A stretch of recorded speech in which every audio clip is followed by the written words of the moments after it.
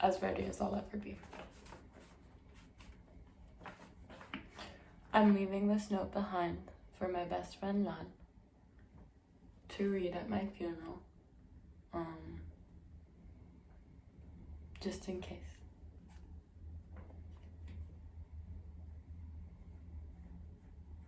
Dear friend, lover, mother, father, brother, or sister, if you're receiving this letter, you're one lucky son of a bitch. I know you're upset over your loss. Maybe you're crying, maybe you're angry, and maybe you're just happy. It's okay too. You must have done something right while I was still hanging around, because I'm going to ask you to eulogize me.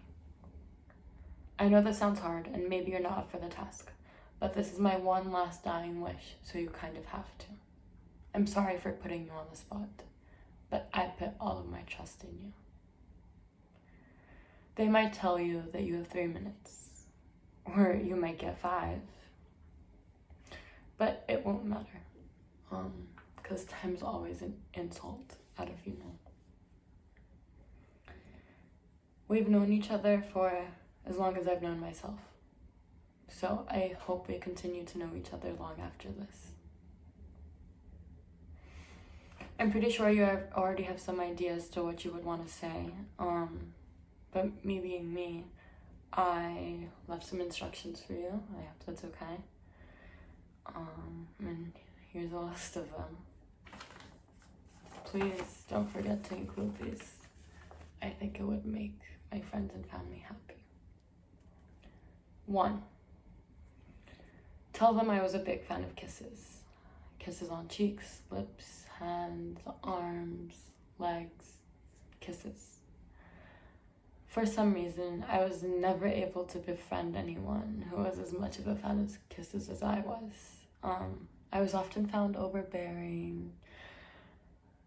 But yeah, my favorite kind of kisses were kisses on foreheads. I could kiss every forehead in the whole entire world if it wasn't so widely frowned upon. Every night before going to bed, I would kiss you and my other roommate on the forehead, hug your knees, and tell you I love you. Never forget how much that meant to me. Even if you would just give me a nod in return, I know how much it meant for you. 2. I said thank you all the time. I said it way too many times. Way too many times. Maybe because of the manners that were very much injected into my head by my ever so well-meaning father. Or maybe because I always felt a little bit entitled, but I would always say thank you. Thank you, sir. Thank you again. Thank you so much. Thank you, thank you, thank you. These were my favorite phrases. Ever so much that I remember you would make fun of me for saying thank you too much.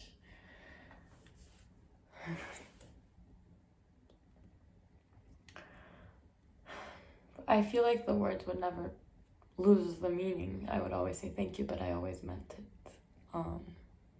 Except for a couple times when I was sarcastic and mean. And I would have this slick smile on my face and I'd go, thank you, instead of a real thank you.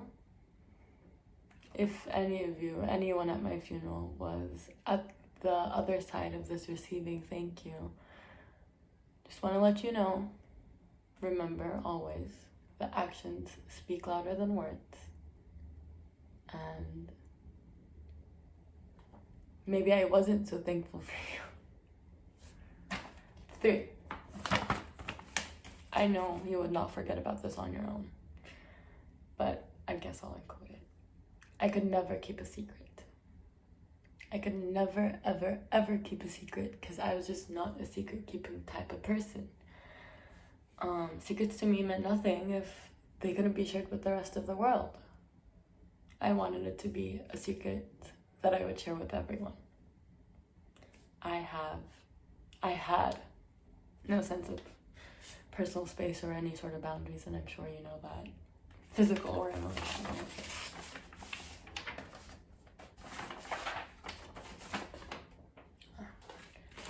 4.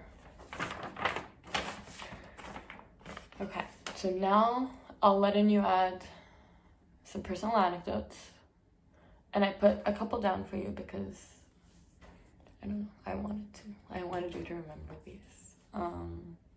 Like the time I decided to run away from home at the age of 8 and slept in a tent in my backyard for a week.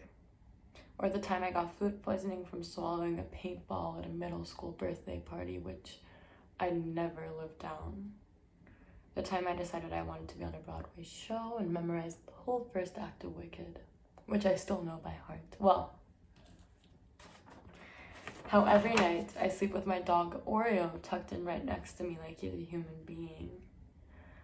And then a couple first times, like getting drunk, high, taking drugs, having sex, laughing with my friends till I peed all over the backseat of car, which happened to me on multiple occasions. Broke up with someone, been broken up with, my first really real heartache, and the loss of a loved one, which is what has led us to this moment. I'm happy I'll be joining my dear friend.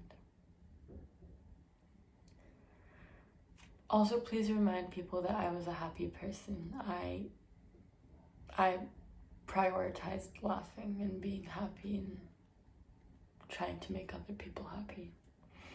My life was definitely not one to cry over. It was a life to celebrate and dance to and enjoy. 5.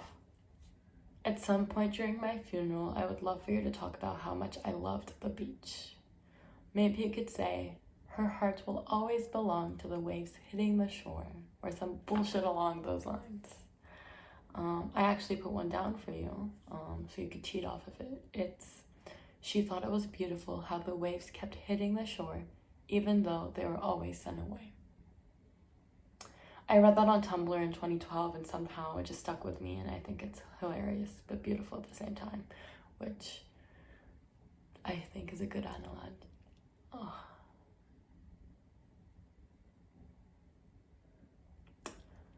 I know, it's cheesy, but I did love the beach. I will always love the beach. My heart will be at the beach. 6, the list continues. This time, I want you to list my fears.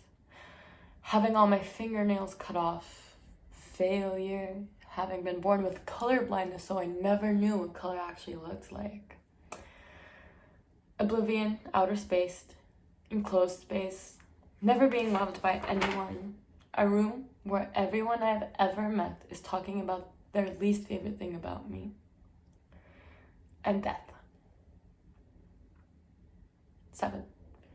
Tell my mom and dad that they were heroes of their own, not just mine. They raised one hell of a daughter, but they raised themselves. 8.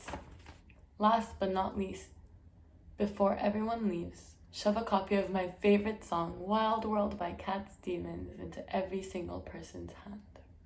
If they don't take it, tell them to get their superficial asses out of my funeral and go somewhere else. Tell them it's closing time. You don't have to go home, but you can stay here. I don't want anyone at my funeral who does not like that song. It's the perfect 3.5-minute summary to life, and I will not take no for an answer. Writing this letter, I've decided I have much more to say than I thought I did. But I would rather leave some mystery behind. And now that the hard part is out of the way,